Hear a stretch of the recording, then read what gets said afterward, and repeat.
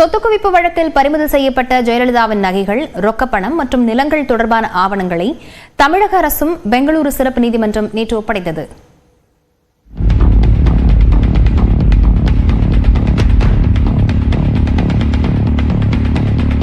மறைந்த முன்னாள் முதலமைச்சர் ஜெயலலிதாவுக்கு சொந்தமான நகைகள், ரொக்கப்பணம், ஏராளமான நிலங்கள் மற்றும் வங்கி வைப்பு தொகைகள் உள்ளிட்டவை அவற்றை வழக்கை விசாரித்து வந்த பெங்களூரு சிறப்பு நீதிமன்றத்தின் கட்டுப்பாட்டில் அரசு கருவூலத்தில் வைக்கப்பட்டிருந்தன. இந்நிலையில் அவற்றை தங்களிடம் ஒப்படைக்க கோரி ஜெயலலிதாவின் சகோதரர் மகள் ஜே தீபா, மகன் ஜே தீபக் ஆகியோர் அங்குள்ள உயர்நீதிமன்றத்தில் தொடர்ந்த வழக்கு தள்ளுபடி செய்யப்பட்டதால் தமிழ்நாடு அரசிடம் ஒப்படைக்க சிபிஐ சிறப்பு நீதிமன்றம் உத்தரவிட்டது. இதை எதிர்த்து தாக்கல் செய்யப்பட்ட மேல்முறையீட்டு மனுவை உச்சநீதிமன்றம் தள்ளுபடி செய்தது. இதையடுத்து பறிமுதல் பொருட்களை எடுத்து செல்ல தமிழக லஞ்ச ஒழிப்புத்துறை உரிய பாதுகாப்புடன் வந்து 6 பெட்டிகளுடன் வர வேண்டும் என்று சிறப்பு நீதிமன்றம் உத்தரவிட்டது. அதைத் தொடர்ந்து தமிழக உள்துறை இணை செயலாளர் ஆனி மேரி ஸ்வர்ணா, லஞ்ச ஒழிப்புத்துறை எஸ்பி விமலா, கூடுதல் எஸ்பி புகழ்வேந்தன் உள்ளிட்ட போலீசார் மதிப்பீட்டாளர் பிரபாகரனுடன் வெள்ளிக்கிழமை பெங்களூரு சென்றனர். 2 நாட்களாக மதிப்பீட்டு பணி முடிவடைந்த நிலையில் நேற்று மாலையில் பணம், நகை, ஆவணங்கள் அவர்களிடம் ஒப்படைக்கப்பட்டன. அதில் மரகதம், மாணிக்கம், வைரம் பதித்த தங்க நகைகள் உள்ளிட்ட 27 கிலோ ஆபரணங்கள், 3 வெள்ளிப் பொருட்கள், 59,870 ரூபாய் பழைய நோட்டுகள் மற்றும் 1.6 லட்சம் ரூபாய் ரொக்கம் ஆகியவை இருந்தன. இது தவிர சென்னை, காஞ்சிபுரம், திருவள்ளூர், தஞ்சாவூர், திருவாரூர், தூத்துக்குடி ஆகிய மாவட்டங்களில் உள்ள 1526 ஏக்கர் நில ஆவணங்களும் தமிழக குழுவிடம் ஒப்படைக்கப்பட்டன. ஒப்படைக்கப்பட்ட அனைத்தையும் ஏலம் விட்டும் நகைகளை ரிசர்வ் வங்கிக்கோ விற்றோ அல்லது ஏலத்தில் விட்டோ வரக்கூடிய தொகையை தமிழ்நாடு அரசின் கணக்கில் சேர்க்கப்பட வேண்டும் என்றும் அவை பொதுமக்களின் நலனுக்காக பயன்படுத்தப்பட வேண்டும் என்றும் நீதிமன்றம் தெரிவித்துள்ளது. மேலும் 10.23 கோடி ரூபாய்க்கான வங்கி வைப்பு தொகையை கூடுதல் எஸ்பி புகழ்வேந்தனின் கண்காணிப்பில் அந்தந்த வங்கிகள் தமிழ்நாடு அரசிடம் ஒப்படைக்க உத்தரவிடப்பட்டிருப்பதால் அந்த ரசீதுகள் வழங்கப்பட்டன. பறிமுதல் செய்யப்பட்ட நிலங்களுக்கு பொதுமக்கள் பலரும் உணர்வுபூர்வமாக தொடர்பில் இருப்பதால் அவற்றை விற்காமல் ஏழை மக்களுக்கே லே அவுட் போட்டு பிரித்துக் கொடுக்கலாம் என்று சிறப்பு நீதிபதி மோகன் பரிந்துரைத்துள்ளார். மேலும் சென்னையில் காவல்துறை வசமுள்ள ஜெயலலிதாவின் சொகுசு பேருந்தையும் ஏலம் விட்டு அந்த தொகையை அரசு எடுத்துக் கொள்ளலாம் என்றும் தெரிவிக்கப்பட்டுள்ளது. பெங்களூருவில் இருந்து அனுப்பப்பட்ட ஜெயலலிதாவின் தங்க நகைகளை ஏலம் விடுவதா, ரிசர்வ் வங்கிக்கு விற்பதா என்பது பற்றியும், ஏராளமான நிலங்களை என்ன செய்வது என்பது பற்றியும் தமிழ்நாடு அரசு விரைவில் முடிவெடுக்கும் என்றும் எதிர்பார்க்கப்படுகிறது. விஜய்க்கு ஒய் பிரிவு பாதுகாப்பு அளிக்கப்பட்டதில் அரசியல் இருப்பதாக திமுக கூட்டணி கட்சி தலைவர் கூறியுள்ளார்.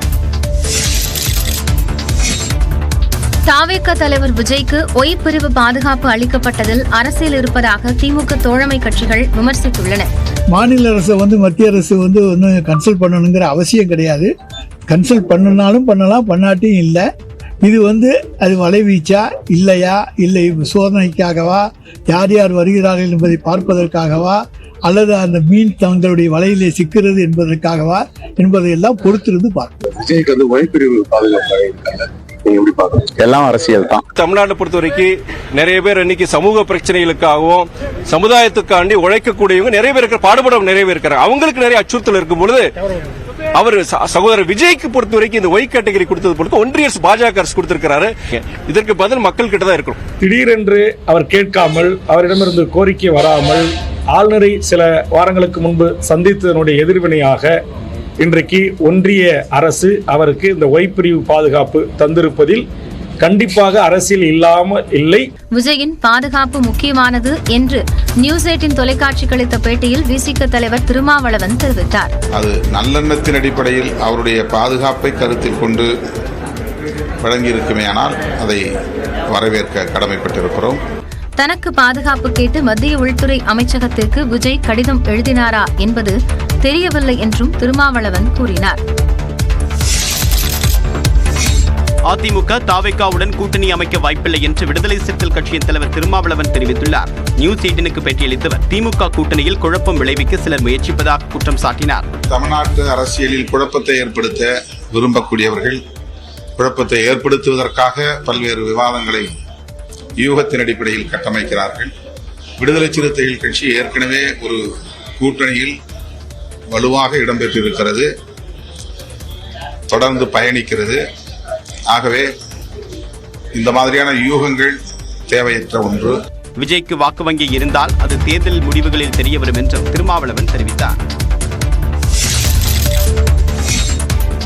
விஜய்க்கு ஒய் பிரிவு பாதுகாப்பு வழங்கப்பட்டது குறித்து பேசிய நாம் தமிழர் ஒருங்கிணைப்பாளர் சீமான், இந்த நாட்டுக்கு தாம் தான் பாதுகாப்பு, தனக்கு எதுக்கு பாதுகாப்பு என்று கூறினார். கோவை விமான நிலையத்தில் செய்தியாளர்களிடம் பேசியவர், மக்கள் அரசியலில் பாதுகாப்பு தேவையில்லை என்றார்.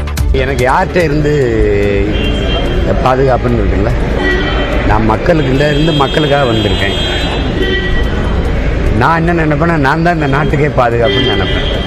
எனக்கு எதுக்கு பாதுகாப்புன்னு கேட்பேன். என்னை இந்த காவலர்கள்லாம் வரும்போது கூட சொல்லுவேன், நான் தயவு செய்து நீங்கள் போயிருங்க. பீகாரிலிருந்து வரக்கூடிய தேர்தல் வியூக வகுப்பாளர்களுக்கு தமிழ்நாட்டில் உள்ள சிக்கல்கள் என்ன தெரியும் என்றும் சீமான் கேள்வி எழுப்பினார். பீகாரில் இருக்கவனுக்கு அறிவு இருக்கு, தமிழ்நாட்டில் இருக்கவனுக்கு அறிவு இல்லையா? இங்கேயே பிறந்து வளர்ந்தவனுக்கு உலகத்துக்கு அறிவை கடன் கொடுத்தவன் தமிழன். நீ பாப்பா என்னை கொண்டு இந்தியாவுக்கே ஸ்ட்ராட்டஜி பண்றேன். கொஞ்சம் காசு இந்தியாவுக்கு அகில உலகத்துக்கு ட்ரம்ப் கிம்பு எல்லாருக்கும் நான் ஸ்ட்ராட்டஜி பண்றேன்.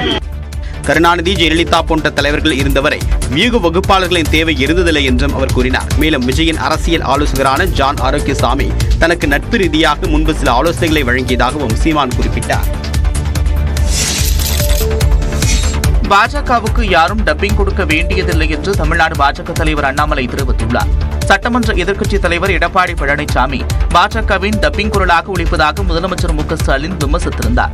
இது தொடர்பாக கோவையில் செய்தியாளர்களிடம் பேசிய அண்ணாமலை, அதிமுகவிலிருந்து இறக்குமதி செய்யப்பட்டவர்களுக்கு தான் திமுகவில் பதவி கொடுக்கப்படுவதாக விமர்சித்தார். முதலமைச்சருக்கு டப்பிங் பண்றதுக்கு பல அமைச்சர்கள் அதிமுகவிலிருந்து இம்போர்ட்டட்.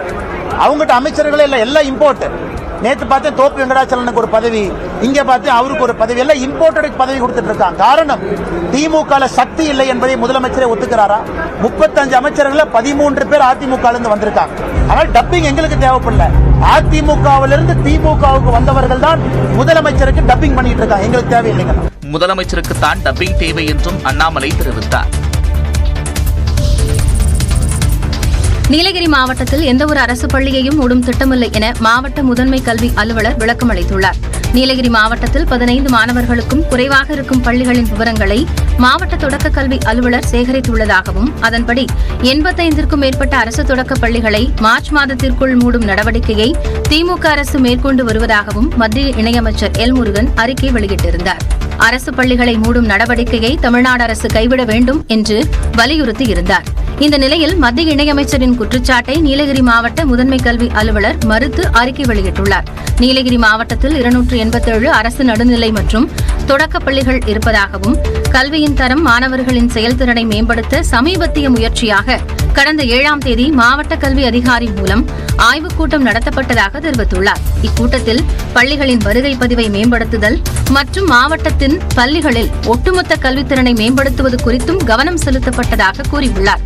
நீலகிரி மாவட்டத்தில் எந்த ஒரு அரசு பள்ளியையும் மூடும் திட்டமோ உத்தரவுகளோ இல்லை என்றும் மாவட்ட முதன்மை கல்வி அலுவலர் தெளிவுபடுத்தியுள்ளார்.